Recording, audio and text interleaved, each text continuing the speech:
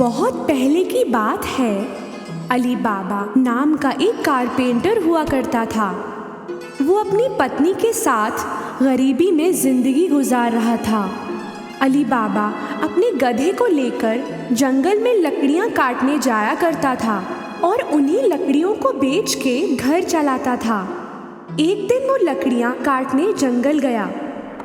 तभी उसे आवाज सुनाई दी घोड़ों के एक टोली की और उसे घबराहट होने लगी। शायद ये चोर है, मैं छुप जाता हूं। गधे को झाड़ियों के पीछे छुपा के अली बाबा पेड़ पर चढ़ गया। वो टोली सीधे उस पेड़ के नीचे ही आके रुकी। अली बाबा ने गिनती की, वो 40 थे। उन लोगों ने कुछ भारी सामान अपने घोड़ों से उतारा। अली बाबा को समझ में आ गया कि वो चोर हैं।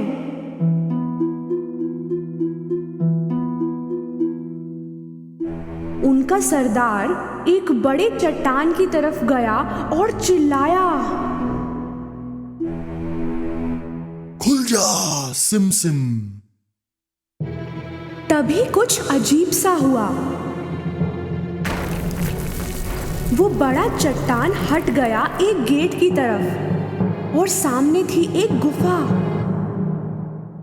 सभी चोर एक एक करके अंदर गए अपने भारी सामान के साथ। आखिरी चोर के जाते ही वो चट्टान फिर से अपनी जगह आ गया। अली बाबा को भरोसा नहीं हुआ, पर थोड़ी देर में वो चट्टान फिर हिला और चोर बाहर आए।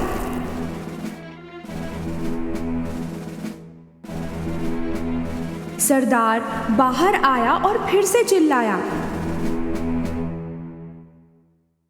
बंद हो जा सिम सिम। उस चट्टान ने फिर से रास्ता बंद कर दिया और वो थोड़ी ही देर में घोड़े पे सवार होके चले गए। अली बाबा पेड़ से नीचे उतरा और सीधे चट्टान की तरफ गया। उसने वही शब्द कहे, खुल जा सिम सिम। वो चट्टान गड़गड़ाहट की आवाज के साथ फिर से हटा। अली बाबा अंदर गया। अंदर जो था वो देख के उसका सिर फिर गया। सोने के सिक्के, हीरे, खजाने यूं ही बिखरे हुए थे।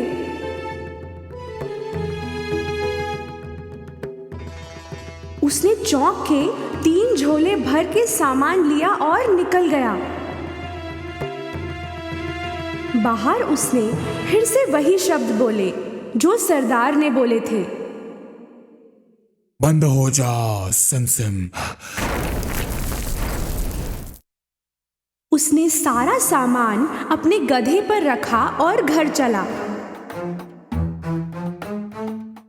घर पहुंच के उसने अपनी पत्नी को वो सामान दिखाया।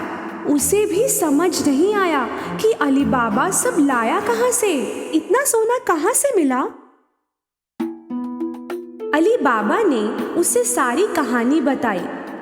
वो सुन के बड़ी खुश हुई और सामान निकालने लगी। चलो गिनते हैं, हमारे पास कितने सिक्के हैं। नहीं, एक गड्ढा खोदकर उसमें छुपा देते हैं। तो तुम दफनाने के लिए जगह बनाओ। मैं तुम्हारे भाई कासिम से नापने के लिए बर्तन लेके आती हूँ। अली बाबा का भाई कासिम बहुत अमीर था पर लालची भी। वो कभी अली बाबा की मदद नहीं करता, इसलिए अली बाबा ने बोला, सिक्कों के बारे में किसी से कुछ मत कहना, किसी से भी नहीं। उसकी पत्नी कासिम से नापने का बर्तन मांगने पहुंची। कासिम को दाल में कुछ काला लगा तो उसने पूछा, तुम्हें क्यों चाहिए? क्या नापोगी उसमें? अली बाबा की पत्नी ने कुछ झूठ मूठ का बोल दिया। कासिम को उस पे भरोसा नहीं हुआ। उसने चुपके से बर्तन के नीचे शहद लगा के दे दिया। उसी बर्तन में सोने के सिक्के नापने लगे दोनों और फिर सारे सिक्के दफना दिए।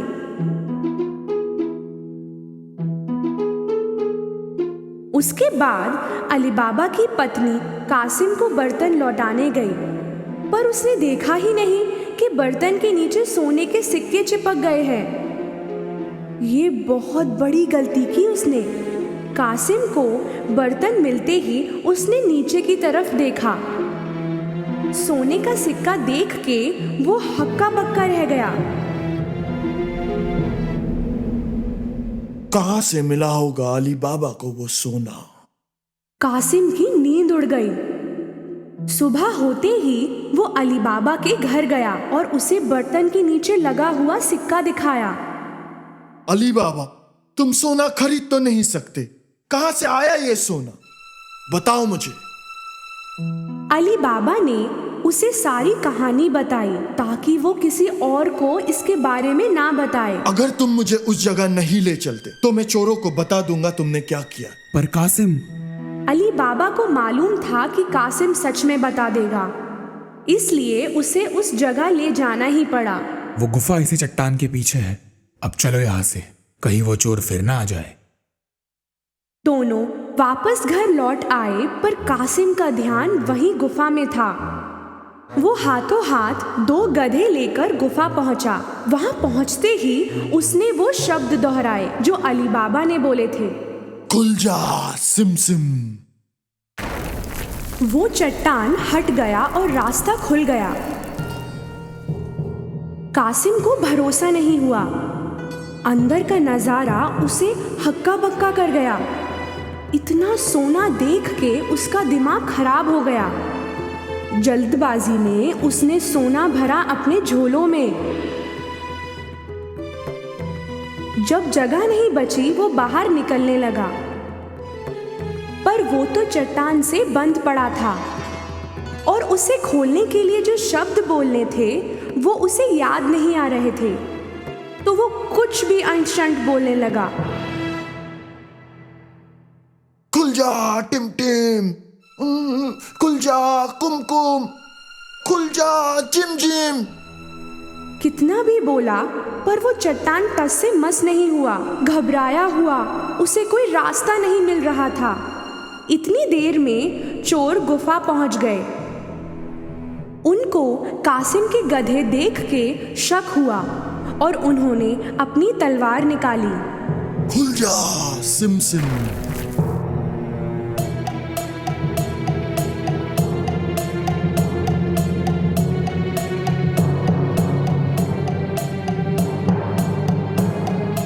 रास्ता खुलते ही चोरों ने कासिम को पकड़ लिया और उसे सजा दी। तो ये चोर हमसे चोरी कर रहा था।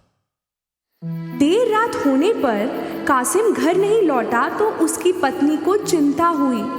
उसने अली बाबा से मदद मांगी। अली बाबा को भी कासिम की चिंता थी। वो गुफा पहुंचा तो उसे कासिम के गधे दिखे।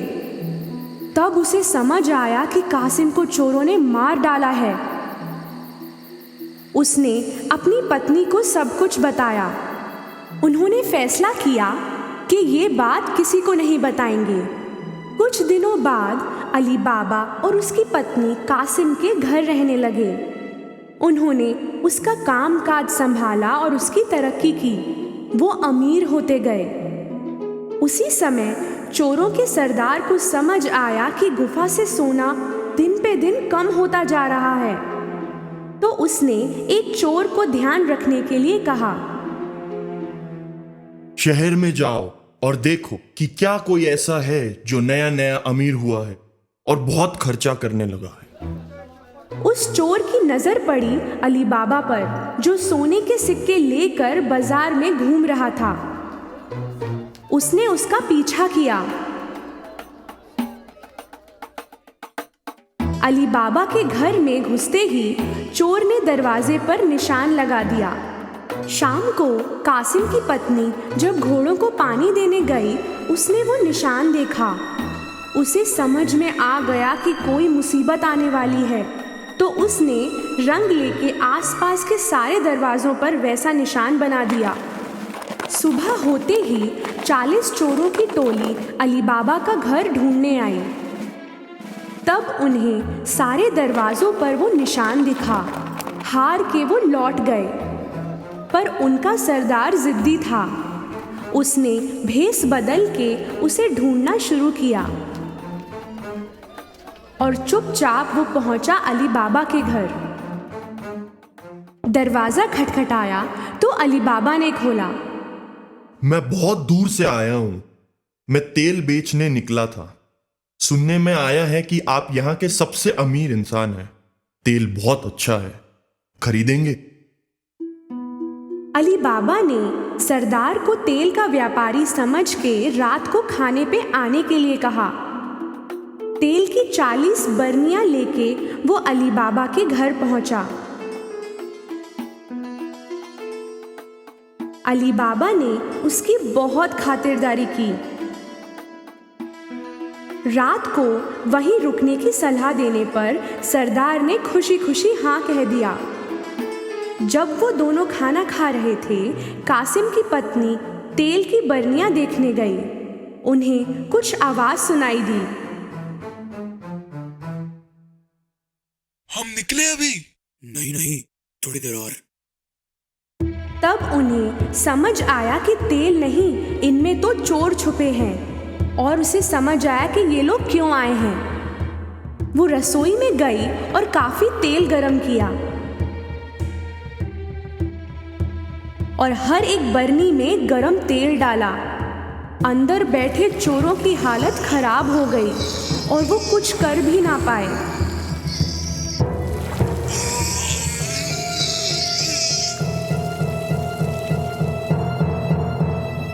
देर रात सबके सोने के बाद सरदार उनके पास आया।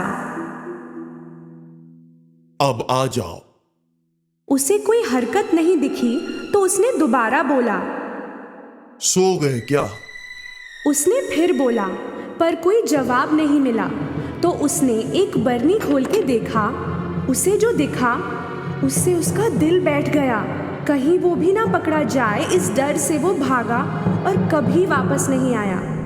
अगली सुबह कासिम की पत्नी ने अली बाबा को ये हादसा बताया। अब वो बिना चोरों की चिंता किए पूरे परिवार के साथ हंसी खुशी जिंदगी बिताने लगे।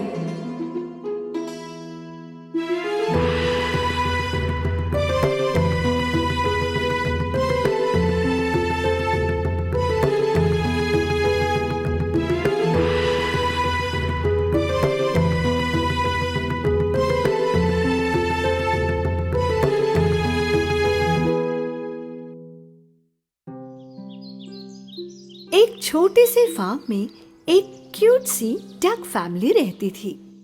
मम्मी डक अपने अंडों पर बैठकर उनमें से अपने बच्चों के बाहर आने का इंतजार कर रही थी। वो पूरे 7 अंडे थे। एक सुनहरी सुबह अंडों से बच्चे बाहर आने लगे। जल्द ही उनमें से 6 डकलिंग्स बाहर आ गए। डकलिंग्स अपनी इस नई दुनिया को समझने की कोशिश करते हुए क्वैक क्वैक करते हुए अपनी माँ के आसपास घूम रहे थे। पर उन अंडों में से जो सबसे बड़ा अंडा था, उसमें से बच्चा बाहर आने की बहुत कोशिश कर रहा था, पर वो बाहर नहीं आ पा रहा था और इसी वजह से मदर डक बहुत परेशान हो गई। मदर डक ने थोड़ी देर और इंतजार करने की सोची और फिर वो आखिरी 7वां अंडा फूटा। वो डकलिंग बहुत ही उलझन भरी नजरों से इधर उधर देख रहा था। वो डकलिंग इस बात से अनजान था कि उसकी माँ और उसके भाई बहन भी उलझन भरी नजरों से उसे देख रहे हैं, क्योंकि वो डकलिंग बिल्कुल भी अपने भाई बहन जैसे नहीं दिख रहा था। वो थोड़ा चौड़ा था और उसके भूरे और सफेद पंख थे। बाकी डकलिंग्स उस पर हंसने लगे। तुम कितने बदसूरत दिख रहे हो, तुम बिल्कुल भी हमारी तरह नहीं दिखती। मुझे समझ नहीं आ रहा, तुम कैसे अपने भाई बहन जैसे नहीं दिख रहे? बदसूरत, बदसूरत, बदसूरत, बदसूरत।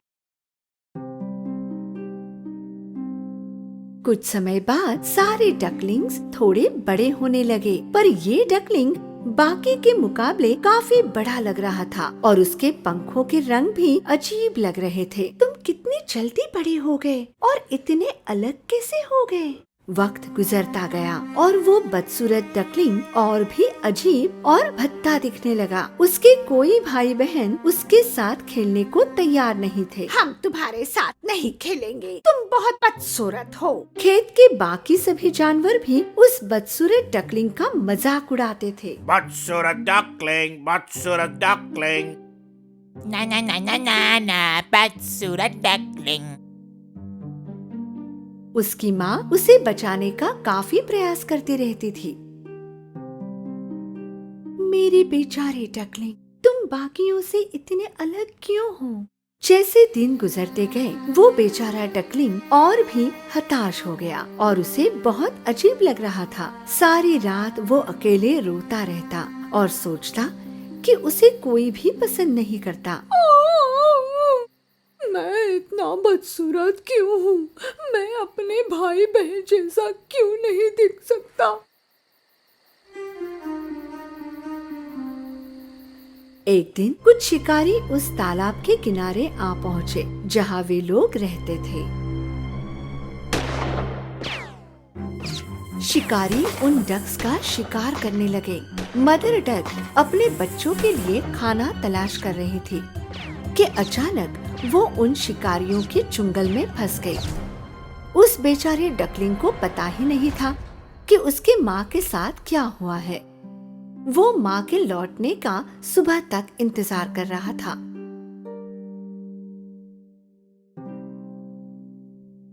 बेचारे को पता ही नहीं था कि क्या करे। सबसे पहले वो कुत्ते के पास गया।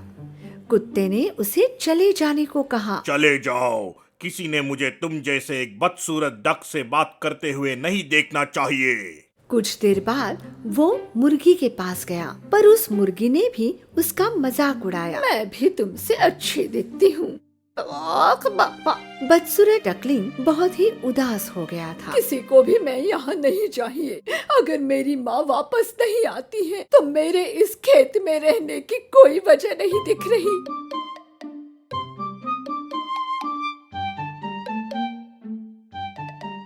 उसी सुबह वो डकलिंग खेत छोड़कर चला गया। वो तैरते हुए तालाब के दूसरे किनारे जा पहुंचा। वो सभी जानवरों से वही सवाल कर रहा था।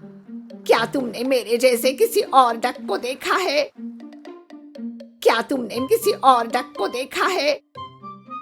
तुमने मेरे जैसे किसी और डक को देखा है? उसे सबसे एक ही जवाब मिला। उन्होंने इतना बदसूरत डक पहले कभी नहीं देखा। बेचारे डकलिंग ने अपनी यात्रा तय की और दूसरे तालाब में जा पहुंचा। वहाँ भी उसने वही सवाल सबसे पूछा।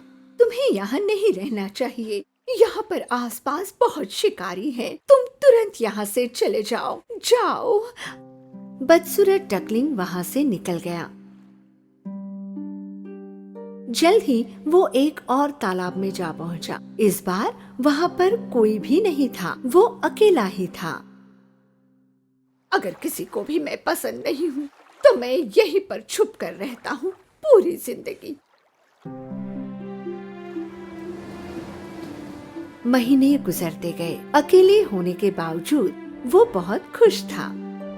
एक दिन उसने देखा कि सफेद लंबी गर्दन वाले पक्षियों का एक झुंड दक्षिण की तरफ बढ़ रहा था। बदसूरत डकलिंग प्रशंसा से उनकी तरफ देख रहा था। कितने खूबसूरत है ये। काश मैं उनकी तरह दिखता। सर्दी का मौसम आ गया और बर्फ गिरने लगी। बदसूरत डकलिंग को पहली बर्फ गिरने की नजारे से प्यार हो गया। खेलते हुए वो पूरा बर्फ से ढक गया। काफी बर्फ गिरने की वजह से उसे खाना ढूंढने में दिक्कत हो रही थी, इसलिए वो चलता ही जा रहा था खाने की तलाश में। वो ठंडी से कांप रहा था और थका हुआ भी था। वो एक किसान के पास पहुंचा। किसान को उस पर तरस आया और उसने उसे अपना जैकेट दिया। बेचारा डक, तुम कितने ठंडे पड़ गए हो। मैं तुम्हें घर ले जाकर तुम्हारी देखभाल करूंगा, तुम्हारे बड़े होने तक।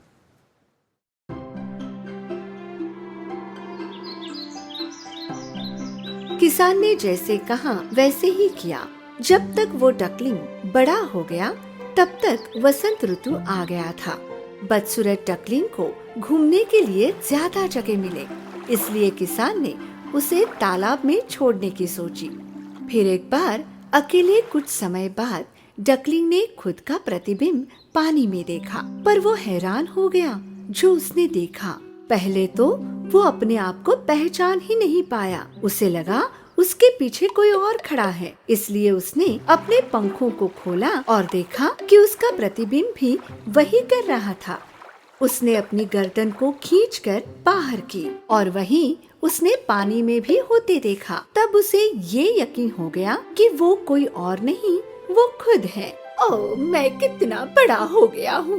मैं आसमान में उड़ते हुए पंछियों की तरह दिख रहा हूँ। मुझे घर वापस जाना चाहिए और अपने आप को सभी को दिखाना चाहिए। जब वो तालाब में तैरते हुए जा रहा था, रास्ते में उसे हंसों का झुंड मिला। क्योंकि वो अब उन लोगों में से ही एक था, उन्होंने उसे अपने साथ ले लिया। वो बदसूरत डकलिंग अब उन हंसों के साथ खुशी से तैरते हुए जा रहा था। एक लड़का जो तालाब के किनारे था, इन हंसों को देखकर चिल्लाते हुए अपने दोस्तों को बुलाने लगा। उस छोटे वाले को देखो जो सबसे आखिर में तैर रहा है। ये सबसे खूबसूरत हंस होगा, इसे मैंने पहले कभी नहीं देखा। हाँ, वो पहले से ही एक हंस था। दुर्भाग्य से वो अंडा बाकी डक्स के अंडों के साथ मिल गया था।